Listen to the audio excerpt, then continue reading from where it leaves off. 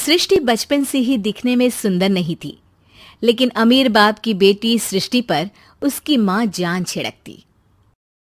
मेरी बेटी कितनी प्यारी है, भगवान सबको सृष्टि जैसी बेटी दे। सृष्टि धीरे धीरे बड़ी होती है। एक दिन सृष्टि की सहेली कहती है, तू दिखने में कितनी अजीब सी है, लेकिन मैं जानती हूँ हम सब में सबसे अच्छी शादी तो तेरी ही होगी। तेरे पापा अमीर जो है। और बता नहीं सकते यार, दहेज तो हर कोई देता है, ये क्या ज्यादा ले जाएगी अपने पति के लिए? अरे बड़े शहर में कोठी है इसके पापा की। अरे पापा की है ना, कौन सी इसकी है? इसकी होती तब तो कोई भी लड़का इससे शादी कर लेता।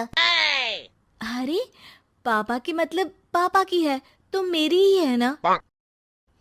किसने कहा? अब तेरी तो तब होगी ना जब तेरा भाई ना हो। वैसे भी शादी के बाद सारी प्रॉपर्टी भाई के नाम होती है।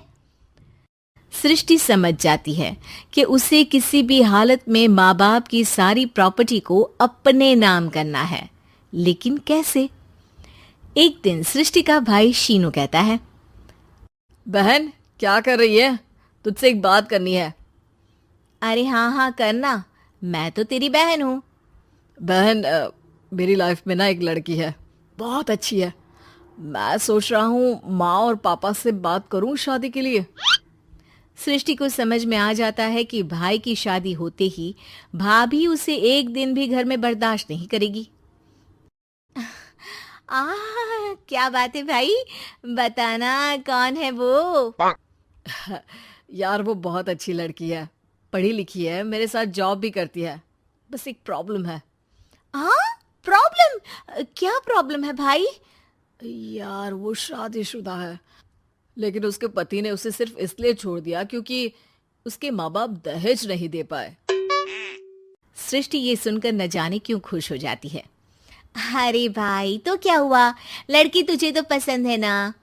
शीनू को लगता है कि बहन उसे समझ रही है। वो इस बात से अनजान होता है कि उसकी बहन की मंशा पूरा घर हड़पने की है। सृष्टि अपनी माँ से कहती है, मम्मी मुझे तो बहुत चिंता है, पता है शीनू क्या कर रहा है? अरे क्या कर रहा है, वो तो काम पर जाता है और वापस घर आता है। नहीं ना माँ, वो यही तो नहीं कर रहा, बाकी सब कर रहा है। आपको पता है उससे प्यार है, और वो भी एक शादीशुदा लड़की से। ये क्या हो गया, मैं सोसाइटी में क्या मुंह दिखाऊंगी? अरे तेरे पापा तो यही कहेंगे कि मैंने ही उसे बिगाड़ दिया है। माँ देखो, मेरी बात मानो, पापा पर भी विश्वास करने की जरूरत नहीं है। अब आप ही बताओ, पापा इतनी देर घर के बाहर रहते हैं क्यों, बोलो? अरे बेटा वो तो नौकरी करते हैं ना। तू बहुत भोली है माँ, पापा का ऑफिस तो 7 बजे खत्म हो जाता है, लेकिन देखो कितनी देर से आते हैं। अरे नहीं नहीं बेटा, ऐसी कोई बात नहीं है। सृष्टि माँ को एक औरत से बात करते पिता की फोटो दिखाती है। देखो माँ कैसे हैं पापा, मैं ना कहती थी कि पापा सही नहीं है। मैं तेरे पापा से बात करूंगी, दे फोटो मुझे। ओ माँ, वो तो डिलीट हो गई। लेकिन चल, तूने तो देख लिया ना, पापा से बाद में बात कर लेना, और हाँ मेरा नाम बिल्कुल मत लेना। हाँ माँ। अब क्या था, सृष्टि के माँ और पिता के बीच झगड़ा होना शुरू हो जाता है। सृष्टि के मन में क्या चल रहा था कोई नहीं जानता था। एक दिन, माँ सृष्टि के लिए एक लड़का देखा है, वो लोग शाम को उसे देखने आने वाले हैं। और हाँ माँ, एक खुशखबरी, मैं और पापा मिलकर एक नया बिजनेस ट्राई कर रहे हैं। शाम को लड़का आता है, सांवले रंग का। सृष्टि को तो बिल्कुल भी पसंद नहीं आता। लड़की की माँ कहती है, लड़की का चेहरा तो कोई खास नहीं, लेकिन अगर मेरे बेटे को आप लोग सेटल कर दें तो मैं उसकी शादी आपकी बेटी से करवा दूं। सृष्टि को लड़का बिल्कुल पसंद नहीं था। उसे भाई पर गुस्सा आ जाता है। लड़के वालों के जाने के बाद कहती है, माँ देखा शीनू मेरे लिए कैसा लड़का लेकर आया, न दिखाने लायक न सुनने लायक, सेटल भी नहीं, वो भी हम करे। अरे माँ, मैं जानती हूँ ये मेरी शादी किसी भी घर में क्यों करवाना चाहता है। अरे कैसी बात कर रही है बहन? तूने तो देखा ना, लड़के को मैंने ही मना कर दिया तुझसे शादी के लिए। जिसने लड़का बताया था उसने उसकी बहुत तारीफ की थी। बात आई गई हो जाती है, लेकिन सृष्टि का मन शांत नहीं होता। क्या करूं, कुछ समझ में नहीं आ रहा। मेरी शादी हो गई तो ये लोग पूरी प्रॉपर्टी शीनू के नाम कर देंगे, मेरे हाथ तो कुछ लगेगा ही नहीं। तभी सृष्टि को आइडिया आता है। वो किसी वकील को फोन करती है। जी देखिए, अगर आपके मम्मी पापा का तलाक हो जाता है तो आपके पिता की आधी प्रॉपर्टी आपकी माँ के नाम हो जाएगी, फिर उसे वो किसी को भी दे सकती है। सृष्टि अब माँ को बेटे के खिलाफ भरती है। माँ, शीनू पर नजर रखा करो, वो जिस लड़की के प्यार में है ना वो शादीशुदा है। यहाँ आएगी, सारा पैसा रुपया जमीन जायदाद सब हड़प लेगी। पापा का भी हाल तुमसे छुपा नहीं है। ऐसा ना हो कि मैं और आप एक दिन सड़क पर भीख मांगे।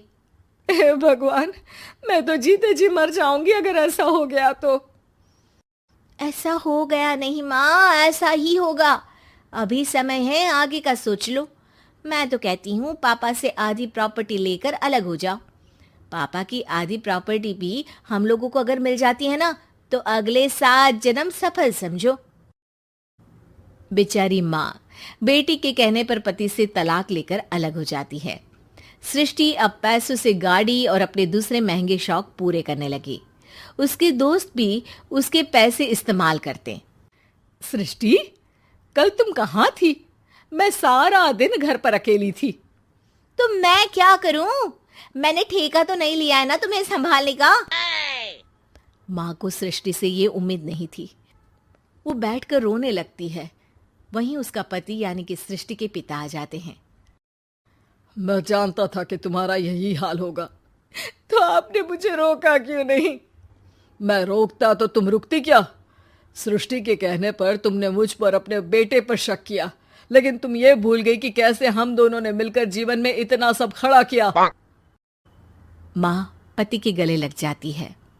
मुझे माफ कर दीजिए, मैंने आपकी कमाई का एक बड़ा हिस्सा गवा दिया। कोई बात नहीं, तुम साथ हो तो मैं ऐसी 7 प्रॉपर्टी खड़ी कर दूंगा। तभी वहां सृष्टि आ जाती है रोते हुए। माँ, मयंक ने मुझे छोड़ दिया। वो बोल रहा था जब तक मेरे पास पैसे थे तब तक ही वो मेरे साथ था।